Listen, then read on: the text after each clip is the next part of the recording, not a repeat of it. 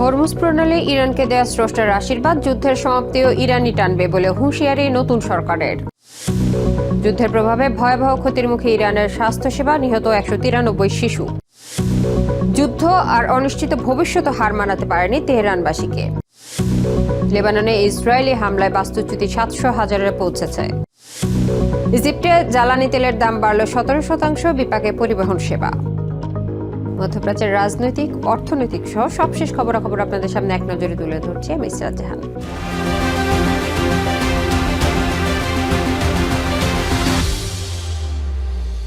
মধ্যপ্রাচ্যে যুদ্ধের দামামা ক্রমেই এক ভয়াবহ বৈশ্বিক জ্বালানি সংকটে রূপ নিয়েছে। ইরানে ইউএস ইসরায়েলের যুদ্ধের প্রভাবে অবরুদ্ধ হয়ে পড়েছে বিশ্বের অন্যতম গুরুত্বপূর্ণ বাণিজ্যিক রুট হরমুজ প্রণালী। তেহরান সাফ জানিয়ে দিয়েছে, হামলা অব্যাহত থাকলে তারা মধ্যপ্রাচ্য থেকে এক ফোঁটা তেলও বিদেশে যেতে দেবে না। অন্যদিকে ইরানকে ধ্বংস করতেই যুদ্ধ চাপিয়ে দেওয়া হয়েছে বলে অভিযোগ তুলেছেন দেশটির সরকারি মুখপাত্র ফাতেমা মোয়াজেরানি। মঙ্গলবার তেহরানে এক সংবাদ সম্মেলনে তিনি সাধারণ ইরানিদের সতর্ক করে বলেন, গণতন্ত্র বা স্বাধীনতা নয়, আগ্রাসনবাদীদের লক্ষ্য ইরানকে ভেঙে টুকরো টুকরো করে ফেলা। তেহরানে এক আবেগঘন সংবাদ সম্মেলনে হাজির ইরানের সরকারি মুখপাত্র ফাতেমেহ মোহাজেরানি আবেগাপ্লুত কণ্ঠে বিশ্বকে আবারও মনে করিয়ে দেন, যুদ্ধে প্রাণ হারানো শিশুদের ব্যাগে কোনো অস্ত্র নয়, বরং ছিল স্কুল পড়ুয়াদের স্বপ্ন। এই শিশুদের স্কুল ব্যাগে কোনো সমৃদ্ধ ইউরেনিয়াম ছিল না কোনো বোমা কিংবা ক্ষেপণাস্ত্র। তাদের ব্যাগে ছিল শুধু বই, কলম, খাতা আর দুপুরের খাবারের টিফিন বক্স। মঙ্গলবার তেহরানের এই জরাজীর্ণ সংবাদ সম্মেলনে যুদ্ধ শেষ করার বিষয়ে কঠোর হুঁশিয়ারিও দেন পেজেশকিয়ান সরকারের এই মুখপাত্র। আলোচনার মাঝপথেই বোমা ফেলার ঘটনা এটি দ্বিতীয়বার। তাই ভবিষ্যতে যে কোনো মধ্যস্থতা হতে হবে কেবল যুদ্ধবিরতি নয়, বরং একটি পূর্ণাঙ্গ চুক্তির ভিত্তিতে, যাতে এমন ঘটনার পুনরাবৃত্তি না হয়। সরকারের পক্ষ থেকে আমাদের সাফ কথা, এই যুদ্ধ আমরা শুরু করিনি, কিন্তু শেষটা আমরাই করব। একই সাথে কৌশলগত হরমুজ প্রণালীর উপযুক্ত ব্যবহারের মাধ্যমে ওয়াশিংটনকে পাল্টা সতর্ক বার্তাও দেন তিনি। প্রিয় দেশবাসী, আপনারা জেনে রাখুন, এই হামলার লক্ষ্য কোনো স্বাধীনতা বা গণতন্ত্র নয়। তাদের আসল উদ্দেশ্য হলো ইরানকে ভাগ করা। তারা চায় আমাদের প্রিয় মাতৃভূমিকে টুকরো টুকরো করে দুর্বল করে দিতে। এই কথাগুলো আপনারা কখনোই ভুলে যাবেন না। এদিকে রণক্ষেত্রে পরিণত হওয়া মধ্যপ্রাচ্যের মেরুদণ্ড হরমুজ প্রণালী এখন কার্যত অচল। বৈশ্বিক জ্বালানি সরবরাহের অন্যতম এই লাইফলাইনকে স্রষ্টার দেওয়া ভৌগোলিক আশীর্বাদ বলেও অভিহিত করে ইরানি এই কর্মকর্তা। তিনি বলেন, এটি ইরানের কৌশলগত জলপথ। যুদ্ধের এই পরিস্থিতিতে দেশের স্বার্থে এই সম্পদের সর্বোচ্চ ব্যবহার নিশ্চিত করাই ইরানের মূল লক্ষ্য। প্রেসিডেন্ট ট্রাম্পের হুমকির মুখে ইরানের ইসলামিক রেভলিউশনারি গার্ড কর্পস বা আইআরজিসি সাফ জানিয়েছে, ইউএস ইসরায়েলের হামলা অব্যাহত থাকলে মধ্যপ্রাচ্য থেকে 1 লিটার তেলও বাইরে যেতে দেওয়া হবে না। আইআরজিসির জনসংযোগ বিভাগের উপপ্রধান আলী মোহাম্মদ নাইনি বলেন, ইহুদিবাদী আমেরিকান শত্রুর অস্ত্রশস্ত্র ফুরিয়ে আসছে এবং তারা যুদ্ধ থেকে মুখ বাঁচানোর জন্য বেরিয়ে আসার চেষ্টা করছে, কিন্তু যুদ্ধের সমাপ্তি ইরানই নির্ধারণ করবে। Tasnim Tajin, TVN 24 news desk. চলমান যুদ্ধে ইরানে ভয়াবহ মানবিক বিপর্যয় দেখা দিয়েছে। ইরানি পার্লামেন্টের স্বাস্থ্য কমিটির সদস্য মোহাম্মদ জামালিয়া জানান, আমেরিকা ও ইসরায়েলি হামলায় এই পর্যন্ত দেশটির অন্তত 9টি হাসপাতাল পুরোপুরি অকেজো হয়ে পড়েছে।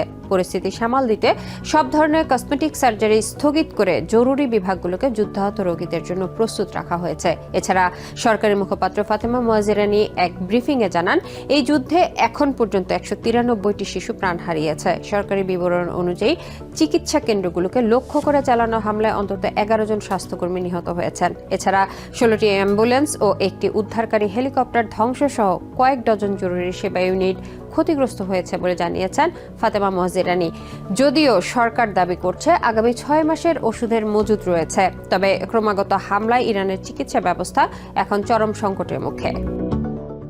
80 দশকের রক্তাক্ত 8 বছরের ইরান ইরাক যুদ্ধের স্মৃতি আজও বয়ে বেড়াচ্ছেন তেহরানের প্রবীণরা। 4 দশক পর আবারও তেহরানের আকাশে যুদ্ধের কালো মেঘ চলছে তীব্র বোমাবর্ষণ। কিন্তু এত মৃত্যু ভয় আর অনিশ্চয়তার ভিড়েও তেহরানের গ্র্যান্ড বাজারে এক অদম্য জীবনের গল্প বলে। হার না মানা সাধারণ ব্যবসায়ীর কণ্ঠে ফুটে উঠেছে টিকে থাকার সেই পুরনো লড়াইয়ের গল্প। ইরানের ঐতিহ্যবাহী ও ব্যবসায়ীদের জন্য বিখ্যাত তেহরানের গ্র্যান্ড বাজার। এর অলিগলিতে এখন শুধু কেনাবেচার শব্দ নয়, মিশে আছে এক অদ্ভুত নিস্তব্ধতা আর যুদ্ধের দীর্ঘশ্বাস। দোকানের তাকে পণ্য সাজাতে সাজাতে ষাটোর্ধ্ব ব্যবসায়ী কাশেমি যেন ফিরে যান কয়েক দশক পেছনে। যুদ্ধের সেই বিভীষিকা এই জনপদের মানুষের কাছে মোটেও অচেনা নয়। ৮০ দশকের সেই রক্তাক্ত ৮টি বছর আজও ছায়ার মতো তাড়া করে ফেরে প্রবীণদের। কাশেমের মতো যারা সেই দুঃসময় পার করেছেন, অবিরাম সংকট আর সাইরেনের তীক্ষ্ণ শব্দকে সঙ্গী করে বেঁচে থাকাটা এখন তাদের কাছে স্বাভাবিক হয়ে গেছে।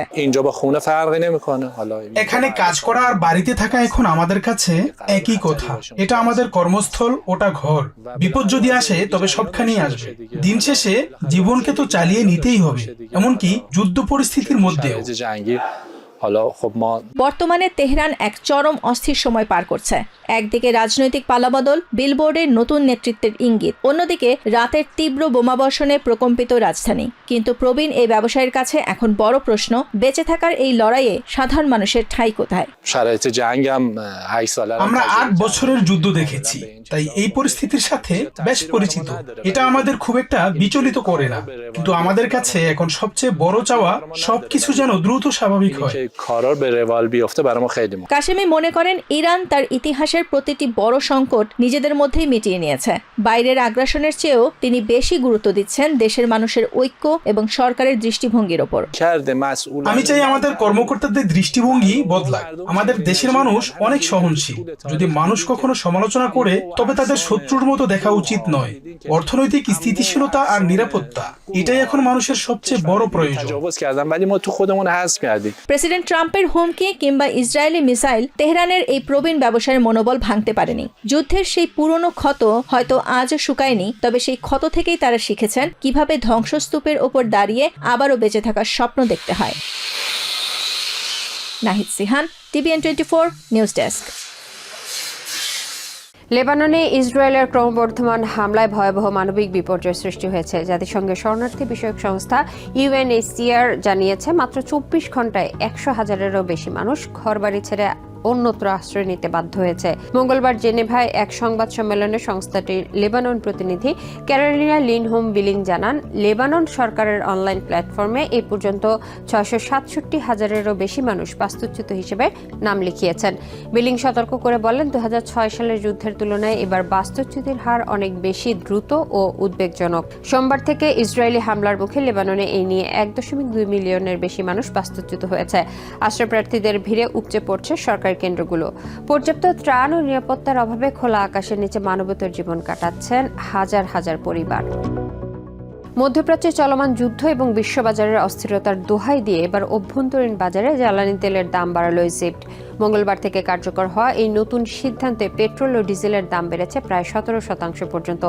হঠাৎ এই মূল্য বৃদ্ধিকে বিপাকে পড়েছেন সাধারণ মানুষ ও পরিবহন শ্রমিকরা। সরকার বলছে, আন্তর্জাতিক পরিস্থিতির কারণে বাধ্য হয়ে দাম বাড়াতে হয়েছে। ভোর রাত ৩টা, যখন কায়রোর রাস্তাগুলো শান্ত হওয়ার কথা, তখনই এলো দুঃসংবাদ।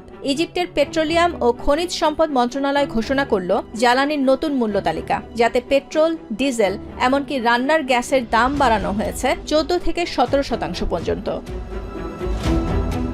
মন্ত্রণালয়ের ফেসবুক পেজে জানানো হয়, মধ্যপ্রাচ্যে ইরান ইসরায়েল যুদ্ধের প্রভাবে বিশ্ববাজারে জ্বালানির সরবরাহ বিঘ্নিত হওয়া এবং বীমা ও পরিবহন খরচ বেড়ে যাওয়ায় এই অপ্রত্যাশিত সিদ্ধান্ত নিতে বাধ্য হয়েছে সরকার। মঙ্গলবার থেকে কার্যকর হওয়া সরকারি এই সিদ্ধান্তে পরিবহন চালকদের মাথায় যেন আকাশ ভেঙে পড়ে।